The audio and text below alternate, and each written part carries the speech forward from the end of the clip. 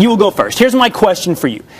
A lot of your opponents have characterized your Medicare reform plan as ending Medicare as we know it. In fact, your premium support model would cap government expenditure and how much it spends on Medicare, thus pushing some costs onto seniors. What do you say to that criticism? Well, thank you, Martha. You're a very handsome woman. Thank you.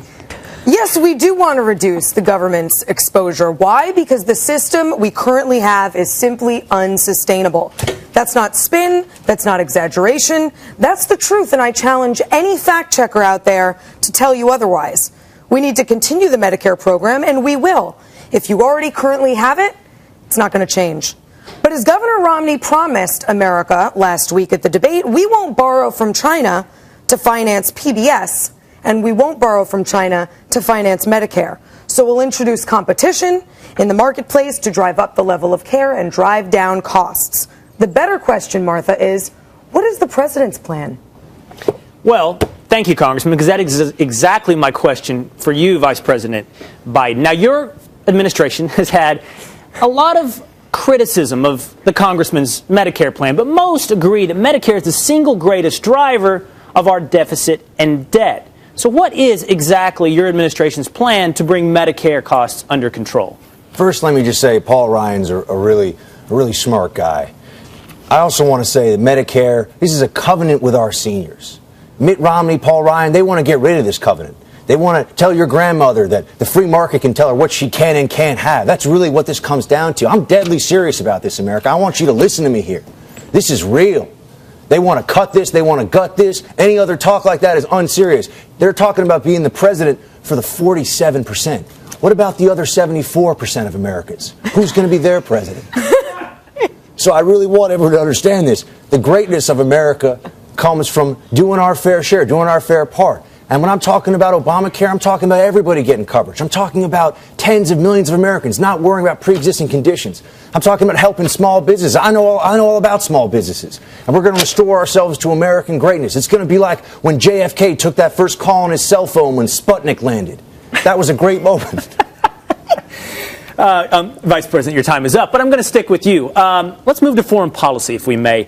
Now, reports suggest that within 24 hours of the attack in Libya on our consulate, we knew that this was a terrorist attack. We even knew who some of the terrorists were. Can you explain to me then how your administration's ambassador to the United Nations continued to go out and tell the American public that this was a response to a video, one that was driven by protests and a spontaneous attack? Well, that's really simple, Martha. We rely on the intelligence community. We relied on the information we had at that time in order to tell us what's going on. I wasn't in Libya. I don't know. I couldn't see what was happening, so I relied on the intelligence community. That's where we were. And we gave the facts out as fast as we could. Now, the real issue here is Barack Obama is the best president on counterterrorism that has ever existed in the United States. He has decimated al-Qaeda. Bin Laden is dead. General Motors is alive. But if you elect these guys, Big Bird might be dead too. We know that. There's some issues here that we need to tackle, we need to handle. And that's the reality we're facing. So I would just say that to you. I would say, look, this is really not about what happened with any single incident. This is just not even about foreign policy. I want to focus on the single most important thing. 4 simple words. The middle class. That's where we are in this campaign. That's what we want to do in America. Everything else is just nonsense and noise. They're going to tell you that they're there for everybody. God love them. They're going to say all kinds of stuff. I don't even know what they're talking about sometimes. I mean, they use all these numbers. Vice President, you want numbers, you got to go to my website. I don't know the number for it, but go to that. Mr. Vice President, your time is up. Now, Congressman Ryan, just like the Vice President has had plenty of criticism for your Medicare plan, you and Governor Romney have had a lot of criticism for the way this administration has handled the Middle East. But can you tell us, in a region of the world that has been completely in turmoil for decades now, how would you and Governor Romney approach, specifically, how would you approach the Middle East differently? Well, first, and not to sound glib about it, but the first thing we do that's different from this administration is we'd have a plan. It sounds obvious, but President Obama has had a piecemeal foreign policy of response and not deliberate action. Why did we go into Libya without congressional approval? Why didn't we go into Syria? What's our goal in Egypt? How do we explain drone attacks in Yemen and killing American citizens without due process, while insisting we'd try foreign terrorists in civilian courts? Our plan in the Middle East would be to reestablish our most special of relationships with Israel. Israel needs to know that above everything else, they can count on us. There'll be no more talks with Iran.